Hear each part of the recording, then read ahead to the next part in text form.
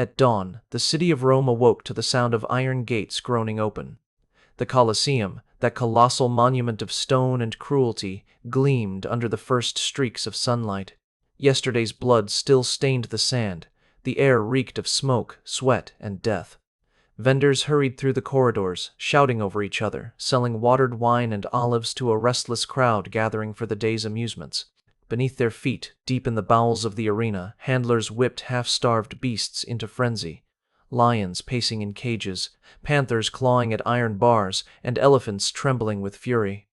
From every corner of the empire, people poured into the stands, nobles, soldiers, slaves, all hungry for the same intoxicating spectacle, death disguised as entertainment. The Colosseum was not merely a stage, it was an empire's altar, where life and power were sacrificed to the gods of spectacle. And when the trumpet sounded, that single piercing note cut through the morning haze like destiny itself. The gates opened, and the greatest empire on earth bared its darkest soul. Today we step into that world, into the blood-soaked heart of Rome's most brutal and inhumane arena exhibitions that went too far. Long before the roaring crowds and marble amphitheaters, the story of Rome's arena exhibitions began in something far more solemn: death. In 264 BC, when the sons of Decimus Junius Brutus Scaeva buried their father, they chose not to honor him with prayers or statues, but with combat. 3 pairs of slaves were armed and ordered to fight to the death in the Forum Boarium, a cattle market that stank of smoke, dung, and incense. It was not yet entertainment. It was a duty, a sacred offering meant to honor the departed and appease restless spirits who demanded blood as tribute. The Romans called it munus, meaning an obligation, a gift owed to the dead. Yet in that grim ritual, a seed was planted, one that would grow into an empire's obsession. This tradition was not purely Roman. Its roots reached into older civilizations, especially among the Etruscans and the Samnites.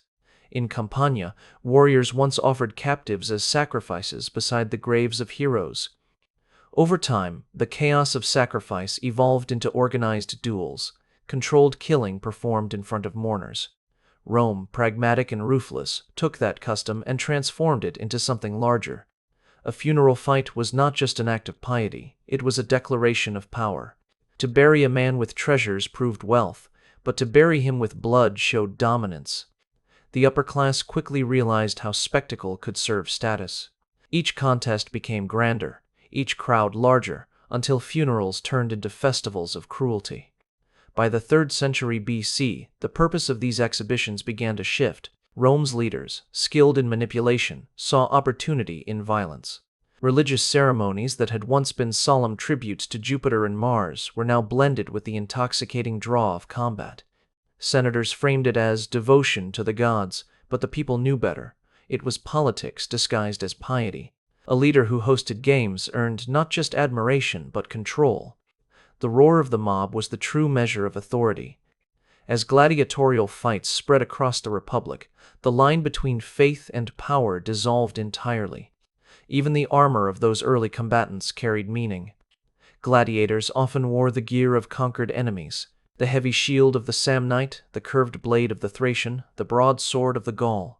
Every duel was more than bloodshed. It was symbolic revenge, a reminder that Rome crushed its foes and owned their strength.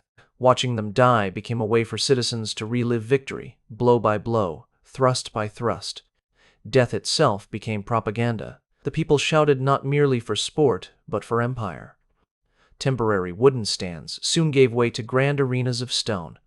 What began as small gatherings around graveyards evolved into temples dedicated to death. Thousands filled the stands to witness the empire's new religion, domination.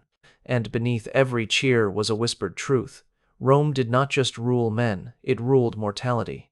To die under Roman eyes was to feed its myth of eternal power. No one in those early centuries could imagine how far the transformation would go. What began as an act of mourning turned into a machine of control. The ritual of sacrifice became a state-sponsored addiction. Each drop of blood on the sand reinforced the illusion that Rome was invincible, that its citizens could gaze into death and feel nothing but pride. The arena was not born from cruelty alone. It was born from fear, the fear that without constant spectacle, the empire's grip on its people might loosen. And so, Rome discovered its darkest art, the power to turn death into obedience and suffering into spectacle. As Rome expanded beyond its borders, conquering lands from the deserts of Africa to the frozen edges of Gaul, its appetite for spectacle grew alongside its ambition. The funerary combats that once served as sacred rituals transformed into orchestrated displays of imperial power, and the Colosseum became not just an arena but the beating heart of an empire that demanded constant proof of its supremacy. The games no longer belonged to families or gods, they belonged to emperors, and those emperors learned to weaponize wonder itself. What could inspire more awe, more submission, than the sight of nature's fiercest beasts brought to heel beneath Roman feet? Thus was born the Venatio, the staged hunt, where exotic animals, dragged from every corner of the known world, were slaughtered in front of roaring crowds. From North Africa came lions, their ribs showing beneath starved hides. From the Caucasus, leopards with burning eyes. From the Nile, crocodiles dragged from the swamps and caged in darkness until their final hour. Even giraffes, creatures so strange that Romans called them camelopards, half camel and half leopard, were shipped across scorching deserts, chained and terrified, only to die on Roman sand. These animals were not shown as marvels of the natural world, but as trophies of conquest, living evidence that no jungle, mountain, or river was beyond Rome's reach. Julius Caesar himself set the tone for this obsession. In 46 BC, he paraded the first giraffe ever seen in Europe, and rather than preserve it as a wonder, he threw it into the arena to be torn apart by lions. The message was unmistakable. If Rome could capture even the strangest creatures alive, it could capture anything, beasts, men, and nations alike. By the time the Colosseum opened under Emperor Titus in 80 AD, these exhibitions had reached unimaginable extremes. Ancient accounts claim that over 9,000 animals were slaughtered during the inaugural games alone, their deaths spread across 100 days of continuous bloodshed. Archaeologists have uncovered evidence of deliberate starvation and mutilation inflicted on the creatures before their release, bones etched with marks of deprivation, signs of torture designed to make their deaths more dramatic. The lions were weakened to ensure easy kills, the bears were chained, the elephants maddened with hunger. For the audience, it was theater. For the empire, it was propaganda made flesh.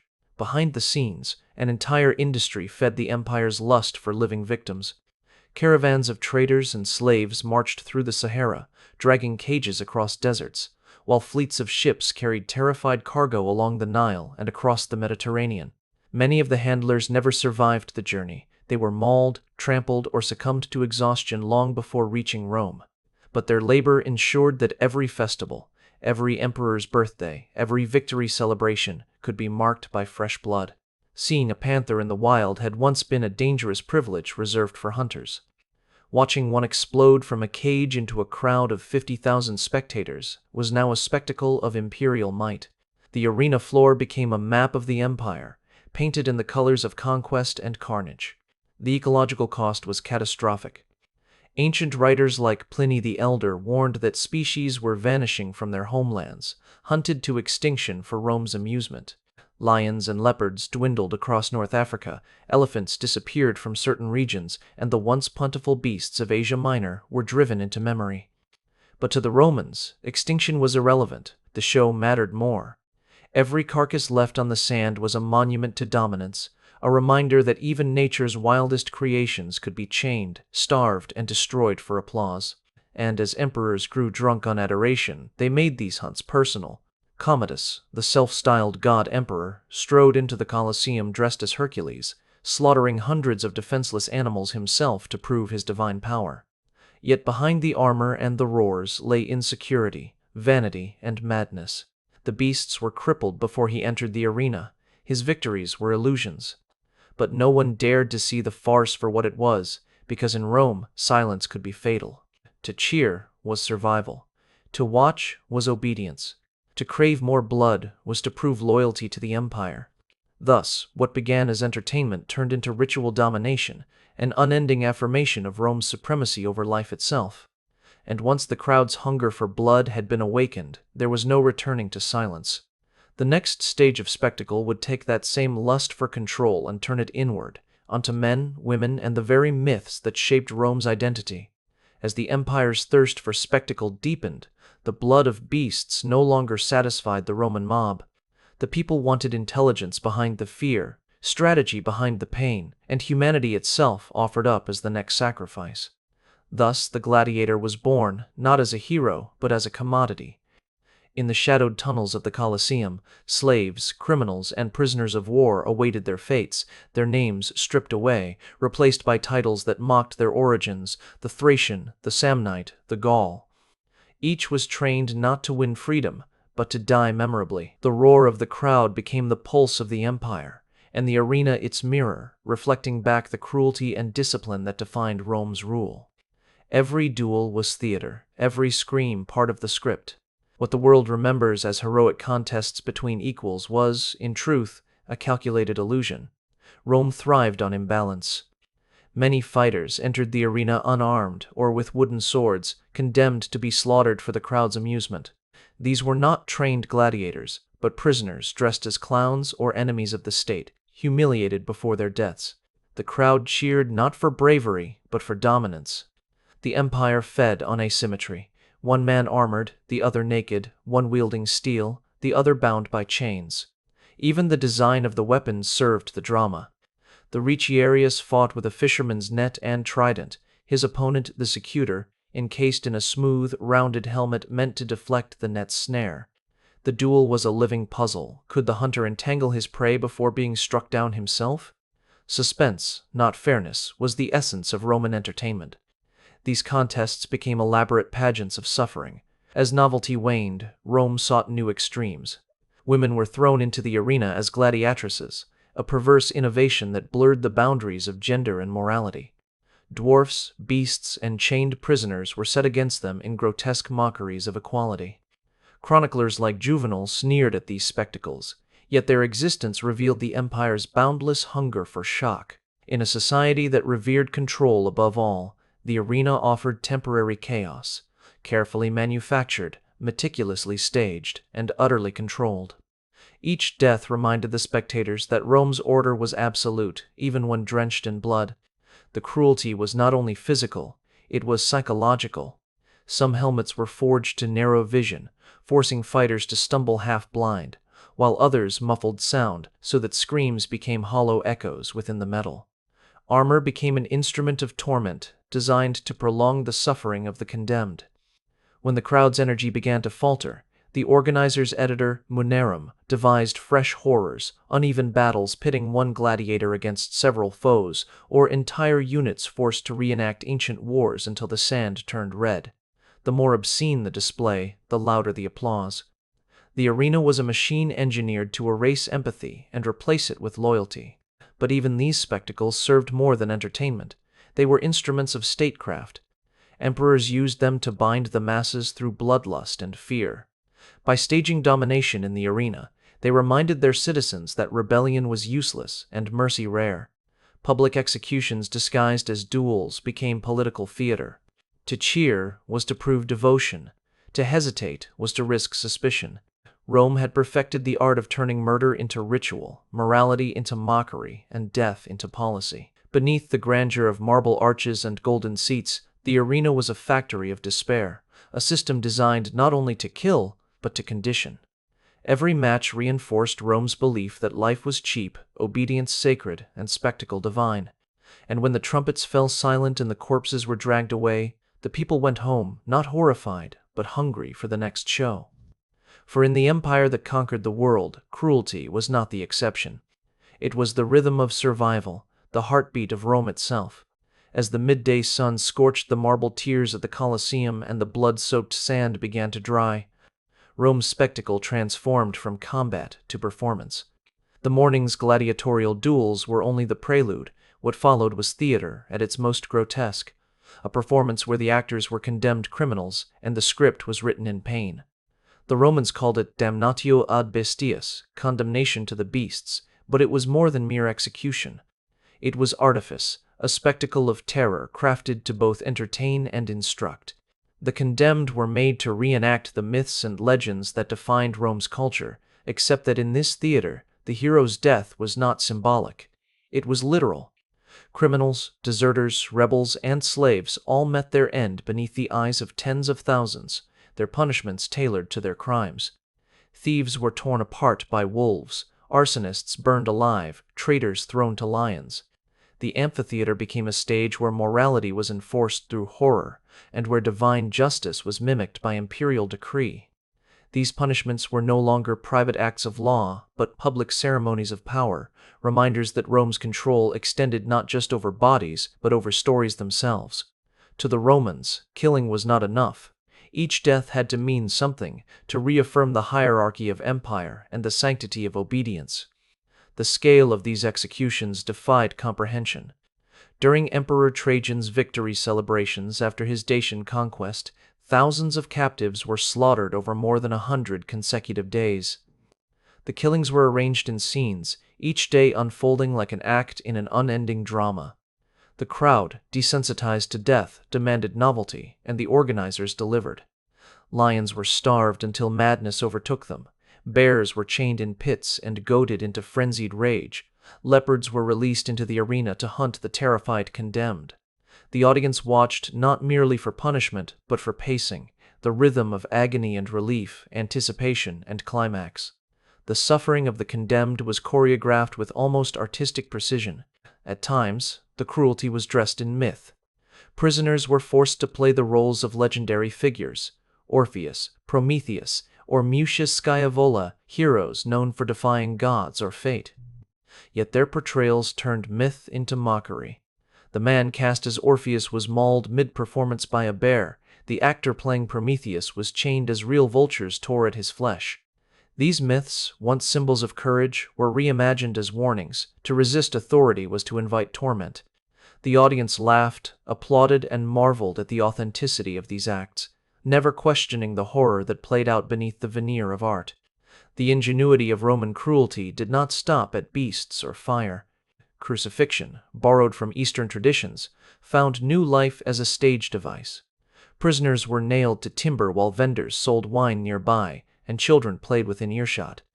Others were coated in pitch and ignited, their bodies turned into living torches that burned through the night. The poet Tertullian described them as human candles, illuminating Rome's festivals with agony. Every method of death, no matter how barbaric, became another prop in the empire's theater of control. Even Rome's greatest engineers were enlisted in this orchestration of death. Mechanisms beneath the arena floor allowed for sudden appearances of animals or executioners, water to flood the sand for mock sea battles, and fire to erupt on command. The Colosseum became an engine of illusion, blurring the line between ritual, entertainment, and punishment. Here, cruelty was not hidden. It was celebrated, refined, and elevated into a civic duty. Every scream was an affirmation of Roman order, every corpse a declaration of dominion. By the end of each day, the arena reeked of iron, smoke, and fear. Thousands cheered as the last victims fell, believing themselves entertained, uplifted, and purified by the spectacle. Yet behind that roar lay a truth too dangerous to admit, that in glorifying pain, Rome had turned the act of dying into its most enduring art form. As Rome reached the height of its power, the arena no longer mirrored the empire, it ruled it. Emperors began to see themselves not as mortal rulers, but as living gods, and the Colosseum became the stage on which their delusions performed. The boundaries between art, politics, and insanity dissolved entirely.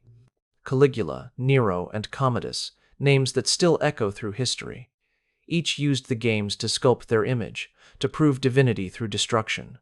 When the crowd roared, it was not for justice or skill, it was the sound of submission, an empire cheering for its own decay. The Colosseum, once a monument of architectural genius, had transformed into a pulsing heart of corruption, where the rhythm of applause masked the death of conscience. Caligula's cruelty was legendary. When wild beasts ran short, he turned to the spectators themselves, ordering his guards to seize citizens from the seats and throw them into the sand. Those who had come to watch were devoured beside the men they had mocked. Nero, consumed by vanity, used the arena as his private theater, forcing prisoners to play mythic heroes only to execute them in performances he called art. He watched as flames swallowed their bodies, strumming his lyre while calling it divine inspiration. Even emperors remembered as competent were not immune. Trajan celebrated his victories with 100 days of bloodshed. Titus, who opened the Colosseum, slaughtered thousands of animals in a single festival. Rome had reached a point where power could only be demonstrated through pain. Each emperor tried to outshine his predecessor by creating spectacles so vast, so merciless, that the gods themselves seemed to tremble. Commodus, perhaps the most theatrical of all, embodied the empire's descent into madness. Draped in the costume of Hercules, he descended into the arena to slay defenseless animals and crippled men, preening before the terrified masses. His every victory was rehearsed, his every battle staged. The crowd clapped because silence could mean death, and the emperor's ego demanded thunder. He taxed the state to fund his delusions, declaring himself the new founder of Rome, while the treasury bled dry. When he fought other gladiators, they were forbidden to strike him, their fear as real as the blades they carried. For the empire, it was humiliation disguised as worship, a living portrait of tyranny. And when his body finally fell, strangled by his own servant, it was not justice. It was inevitability. The same games that had exalted him had stripped Rome's soul bare. But the spectacle did not end with the emperor's deaths. It lingered in the hearts of the people. Philosophers like Seneca and writers like Juvenal warned that the games were poisoning Rome from within. The crowds who once honored courage now craved cruelty. The citizens who had built an empire on discipline now demanded bread and blood. The phrase panem et circenses, bread and circuses, became a bitter truth. To keep the population docile, rulers fed them grain and violence, teaching them to cheer for oppression rather than question it. The arena's influence seeped beyond its walls, shaping a culture that mistook brutality for virtue and spectacle for strength. By the 5th century, as the empire's borders fractured and its coffers emptied, the Colosseum stood hollow, its echo fading into history. The great arches, once trembling with the shouts of 50,000, now whispered only dust and memory. The blood that had soaked its stones had long dried, but the stain remained, a mark of what happens when a civilization confuses dominance with divinity. The ruins of the arena became a monument not just to Rome's engineering, but to its moral collapse. Beneath the broken vaults, one can almost hear the phantom applause of a people who watched their humanity die to the rhythm of drums and cheers. So when you stand before the Colosseum today, remember that every block of marble, every carved column, was once washed in the agony of thousands who perished to feed an empire's vanity. Their screams built the myth of Rome, but their silence wrote its epitaph. A civilization that glorifies pain will always be devoured by it. And that is the truest legacy of the arena. A warning carved into stone, whispering through time that no empire, no matter how mighty, can survive when cruelty becomes its creed. If this journey through Rome's darkest spectacles has revealed the cost of power and the depths of human obsession, then make sure to like, share, and subscribe, because in the next descent into history's hidden shadows, we will uncover the secrets that empires tried to erase.